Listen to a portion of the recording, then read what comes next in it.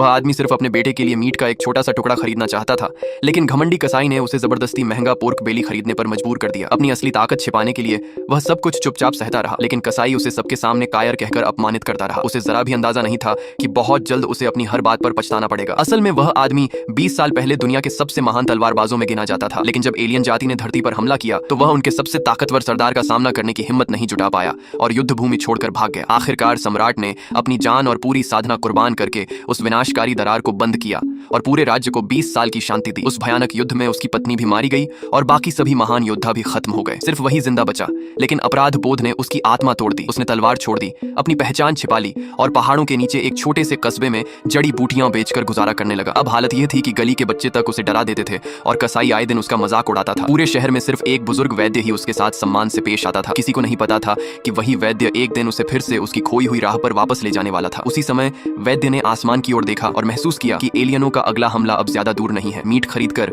जैसे ही वह घर लौटा, पड़ोसी घबराकर उसे तुरंत बुलाने लगे। अपने घर के बाहर भीड़ देखकर उसे लगा कि शायद उसके बेटे ने कोई बड़ी मुसीबत खड़ी कर दी है, लेकिन सच इससे भी बड़ा था। उसके बेटे को एक शक्तिशाली तलवार संप्रदाय की बेटी से प्यार हो गया था। संप्रदाय का उपनेता गरीब परिवार से रिश्ता होने की बात सुनकर आग बबूला हो गया और वह खुद उन्हें शहर छोड़ने की धमकी देने पहुंच गया। उसका बेटा बोला, पिताजी, मैं आपकी वजह से आपको मुसीबत में नहीं डाल सकता। पहले आपको सुरक्षित जगह भेजूंगा, फिर उसे वापस लेने जरूर आऊंगा। बेटे की बात सुनकर वह कुछ पल के लिए खामोश रह गया। उसे एहसास हुआ कि उसकी सालों की चुप्पी और सहनशीलता अब उसके बेटे की खुशियों के रास्ते में खड़ी हो गई है। उसी पल उसने मन ही मन फैसला किया कि अगर जरूरत पड़ी तो वह अपनी असली पहचान दुनिया के सामने जरूर लाएगा। उसकी बात सुनते ही उपनेता और वहां मौजूद सभी लोग जोर जोर से हंसने लगे। दूर खड़ी एक राजकुमारी भी उसे देखकर यही सोच रही थी कि यह आदमी सिर्फ बड़ी बड़ी बातें कर रहा है। वह वहां किसी और मिशन से आई थी। उसे एलियन जाति के बचे हुए दुश्मनों का पता लगाना था, लेकिन किस्मत उसे इस अजीब तमाशे तक ले आई। तभी अचानक पास के गांव से चीखें सुनाई देने लगी। एलियन जाति ने हमला कर दिया था। सभी योद्धा तुरंत युद्ध के मैदान की ओर दौड़ पड़े। तलवार संप्रदाय के योद्धाओं ने दुश्मनों को घेर लिया, लेकिन सिर्फ 2 साधारण एलियन ही कई शिष्यों को पल भर में मार गिराने के लिए काफी थे। किसी तरह उपनेता ने उन दोनों को खत्म किया, मगर असली खतरा अभी सामने आना बाकी था। जब एलियनों का सरदार मैदान में उतरा तब हर किसी के चेहरे का रंग उड़ गया। उपनेता पूरी ताकत से हमला करता रहा, लेकिन उसके हर वार का दुश्मन पर कोई असर नहीं हुआ। कुछ ही पलों में हालात पलट गए और वही योद्धा अपनी जान बचाने के लिए जूझने लगा। दूर खड़ी राजकुमारी भी यह देखकर हैरान रह गई। उसके साथ आए बड़े बड़े योद्धाओं के चेहरे पर भी